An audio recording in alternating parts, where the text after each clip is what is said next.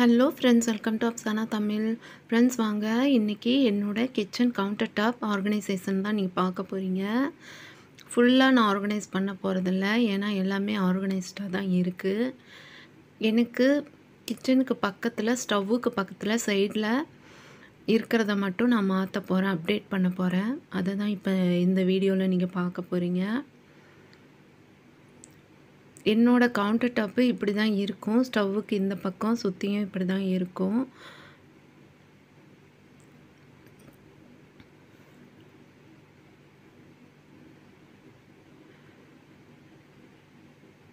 இந்த செட்டப்பை தான் இப்போ நான் மாற்ற போகிறேன். அதை தான் நீங்கள் பார்க்க போகிறீங்க.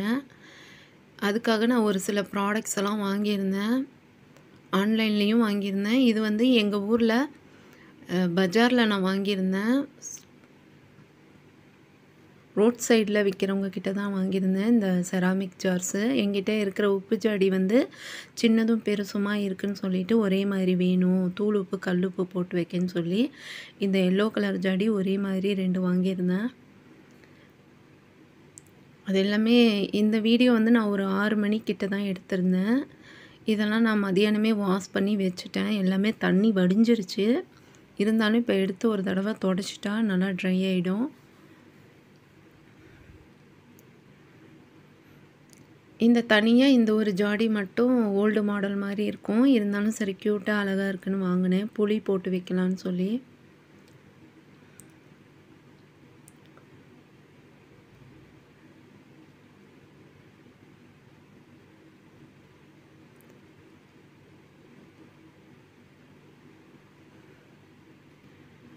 செராமிக் ஜார்ஸ் எல்லாம் ஆன்லைனில் விலை அதிகமாக இருக்குங்க. அதனால தான் நான் வந்து நேர்லேயே போய் வாங்கிட்டேன். ரீசனபிள் ப்ரைஸ்க்கு தான் நான் வாங்கியிருந்தேன். நீங்களும் உங்கள் ஊரில் பஜாரில் செக் பண்ணி பாருங்கள், லோக்கலில் செக் பண்ணி பாருங்கள் எவ்வளோ ப்ரைஸுன்னு. ரீசனபிளாக இருந்தால் வாங்கிக்கோங்க. தேவைப்படுறவங்க யாராவது இருந்தீங்கன்னா.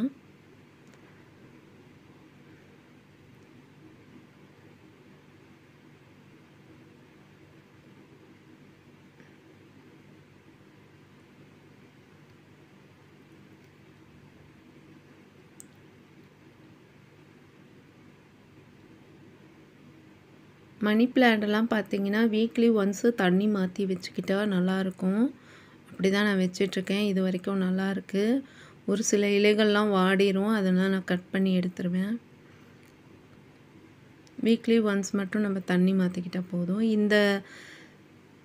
இந்த ரேக் வந்து நான் எப்போயோ வாங்கினது. கம்மி திங்ஸ் தான் அடுக்கி வைக்க முடியும். இதை நான் இப்போ வேறு இதுக்கு மாற்றி நான் வேறு இப்போ வாங்கிட்டேன்.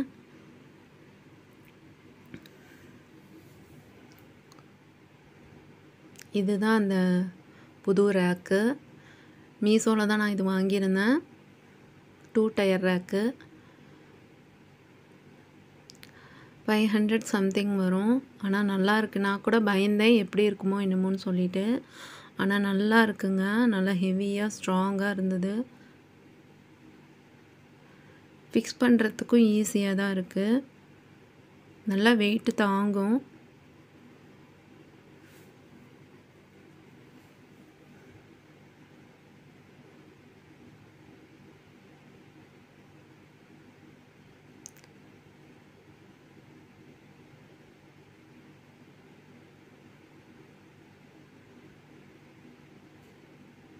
இப்படி தான் இருக்குது.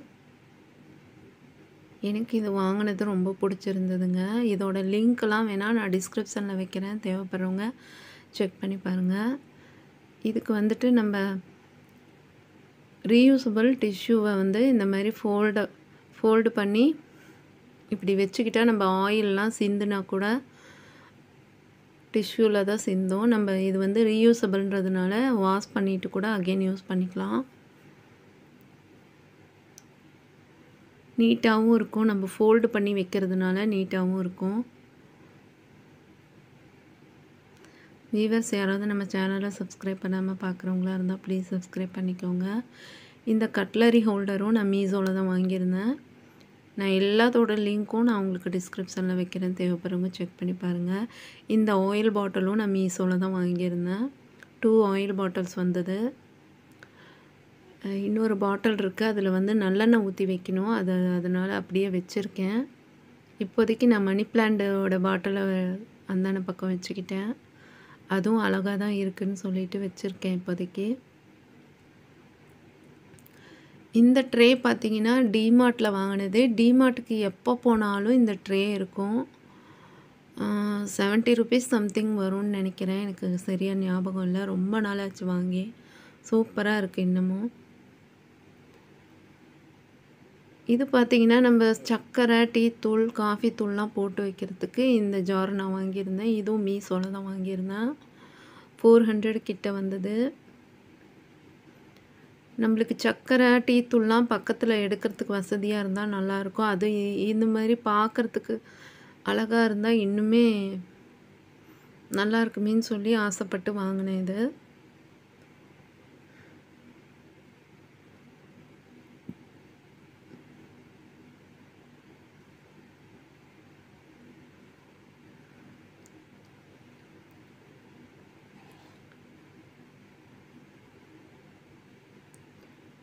நான் இப்படி தாங்க கிச்சனை மாற்றி மாற்றி ஏதாவது பண்ணிக்கிட்டே இருப்பேன். அடிக்கடிக்கு இது எனக்கு புதுசு கிடையாது. எப்போவுமே எனக்கு இந்த பழக்கம் இருக்குது. கிச்சனை மாற்றி மாற்றி செட்டப் பண்ணிகிட்டே இருப்பேன். இங்கே நான் இப்போ ஒரு சீட்டிங் பண்ணுறேன் பாருங்கள். காஃபி தூள் பாட்டிலில் நாட்டு சக்கரை கொட்டி வைக்கிறேங்க. ஏன்னா எனக்கு காஃபி தூளுக்கு அதிகமாக வேலை கிடையாது. ரேராக தான் நான் அது யூஸ் பண்ணுவேன். எங்கள் வீட்டுக்கு கெஸ்ட்டு வரும்போது மட்டும்தான், அவங்க காஃபி குடிக்கிறவங்களா இருந்தால் அவங்களுக்கு மட்டும்தான் காஃபி போடுவேன். அப்போவே நாங்களும் கொஞ்சம் குடிச்சுக்குவோம். காஃபி வந்து ரொம்ப சூடுன்றதுனால நாங்கள் அதிகம் யூஸ் பண்ண மாட்டோம். அதனால் ஃப்ரிட்ஜில் இருக்கும் காஃபி தூள் எப்போவுமே. நாட்டு சக்கரைனா நம்ம கைக்கு எடுக்கிற மாதிரி பக்கத்தில் வச்சுக்கிட்டா ஈஸியாக இருக்கும். நம்ம நாட்டு சக்கரையும் யூஸ் பண்ணலாம் அடிக்கடிக்கின்ட்டு. பாருங்கள் எவ்வளோ கலர்ஃபுல்லாக இருக்குது. இப்போவே இன்னும் ஃபுல்லாக அடுக்கி வச்சா எவ்வளோ அழகாக இருக்கும்.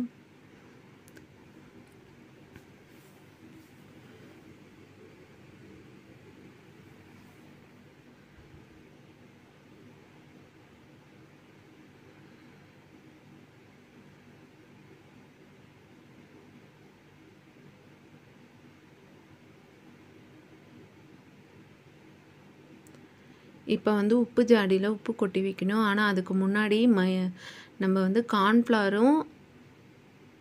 கார்ன்ஃப்ளவரு அப்படி இல்லைன்னா அரிசி மாவு கொஞ்சமாக எடுத்து டஸ்ட் பண்ணிக்கிட்டாக்கா உப்பு வந்து தண்ணி விடாது. ஏன்னா உப்பில் அந்த தண்ணி விடுறது பெரிய பெரிய பிரச்சனைங்க, இருக்கிறதுலே பெரிய பிரச்சனை அது. இந்த மாதிரி நீங்கள் செஞ்சுக்கிட்டிங்கன்னா எண்டு வரைக்கும் நீங்கள் உப்பு எடுக்கும் போது சுத்தமாக தண்ணி விடாது.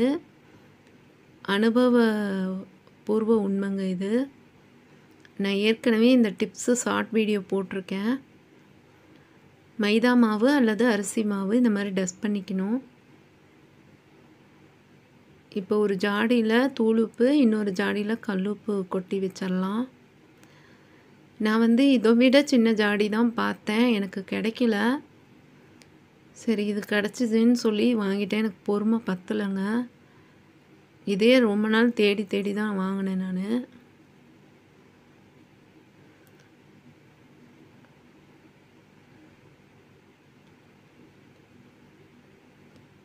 ஏற்கனவே நான் கல்லுப்பு கொட்டி வச்சுருக்க ஜாடி வந்து கொஞ்சம் பெரிய ஜாடி.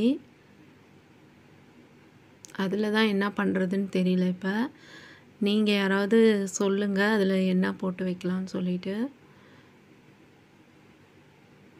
எனக்கு ஃபஸ்ட்டே அதில் புளி போட்டு வைக்கலாமான்னு தான் யோசித்தேன். சரி இல்லை என்ன பண்ணுறதுன்னு தெரியல. நீங்கள் யாராவது சொல்லுங்கள் பார்க்கலாம்.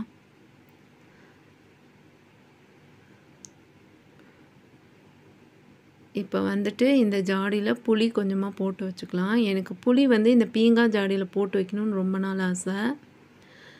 இன்னொன்று என்னென்னா, ஏற்கனவே நான் பாட்டிலில் தான் புளி போட்டு வச்சுருக்கேன்.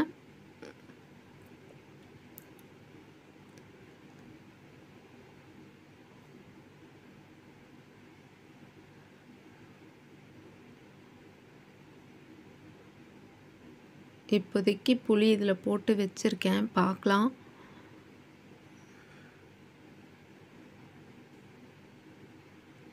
இந்த க்யூட்டாக அழகாக இருக்க குட்டி ஜாடியில் நெய் ஊற்றி வச்சிடலாம். நெய் வந்து நாங்கள் அப்பப்போ யூஸ் பண்ணுற மாதிரி தாங்க வாங்கிக்குவோம். நிறையாலாம் ஸ்டோர் பண்ணி வைக்கிற மாதிரிலாம் நான் வாங்க மாட்டேன். ஏன்னா அதெல்லாம் வாங்கி வாங்கி மக்குன ஸ்மெல்லு ஆயிரும். நிறைய வேஸ்ட் ஆகிருக்கு. அந்த மாதிரி ஒரு மாதிரி டால்டா மாதிரி ஆகிடுதுங்க கடைசியாக. அதனால் ஃப்ரெஷ்ஷாக அப்பப்போ வாங்கிக்கிறது தேவைப்படும் போது. இந்த மாதிரி ஜாடியில் போட்டு வச்சுட்டா பக்கத்துலேயே வச்சுட்டாக்கா கீ தோசைலாம் சுடுறதுக்கு வசதியாக இருக்குன்னு சொல்லி நான் பக்கத்தில் வச்சுக்கிட்டேன்.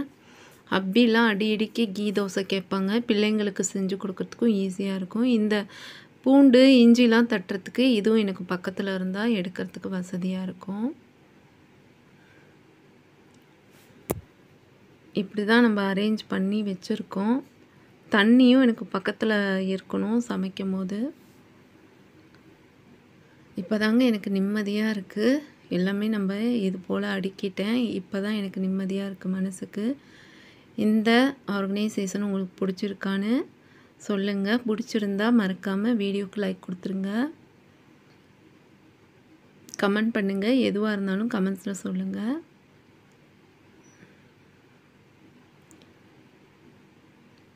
வேறொரு இன்ட்ரெஸ்டிங் வீடியோவோட நான் வந்து உங்களை மீட் பண்ணுறேன். தேங்க்ஸ் ஃபார் வாட்சிங். பாய்.